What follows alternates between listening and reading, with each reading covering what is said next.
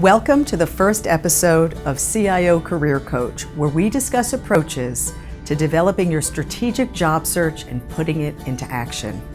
Today, we are focusing on the very first element of any job search, deciding that it's time to leave. I think of every career move as having two parts, pleasure seeking and pain aversion. During your interviews, as we'll discuss in later episodes, you will want to focus on the pleasure-seeking part.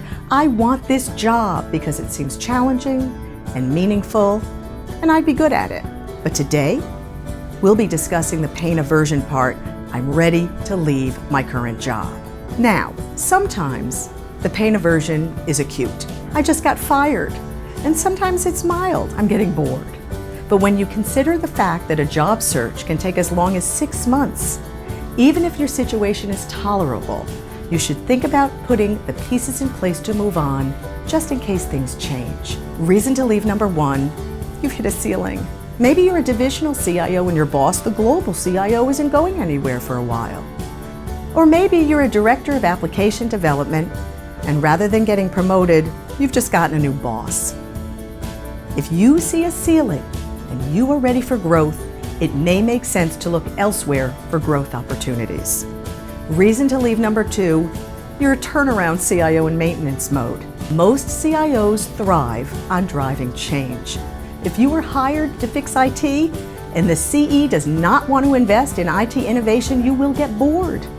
These days, it is hard to imagine a CEO not seeing endless opportunities for IT investment, but they're out there.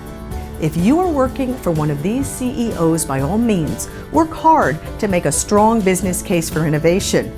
But if your CEO cannot see the light, move on. If maintenance isn't your thing, it's time to go out and find another big, hairy problem to solve. Reason to leave number three, your reporting structure changes. If you've been reporting to the CEO and she decides you should report elsewhere, that's a clear signal that the company's IT priorities are changing. If you suddenly find yourself reporting to the CFO, who's more focused on cutting IT costs than investing, it may be time to get out. Now, don't get me wrong. Many happy, successful CIOs report to CFOs. But when your role gets demoted, you need to think hard about what that means. If it means that IT has moved from value to cost, or from strategy to operations, you may need to move as well. Reason to leave number four, your company is for sale. If your company is on the block, you may face one of three scenarios. You'll be asked to downsize your organization to cut costs before the sale. You'll be offered a package and asked to leave. Or, once the sale takes place, you will be replaced by the CIO of the acquiring company. Now, a sale could open new opportunities for you in the new, larger company. But you might not love the new culture or management team, or maybe you will. But either way, it's best to have a job search underway while you wait to find out. Reason to leave number five, you hate your new boss. When you first took your current job, you were probably excited to work for the person hiring you. If that person leaves and you don't see eye to eye with his or her replacement, it may make sense to begin a job search. Maybe you thrive in a consensus-driven organization and your new boss is command and control.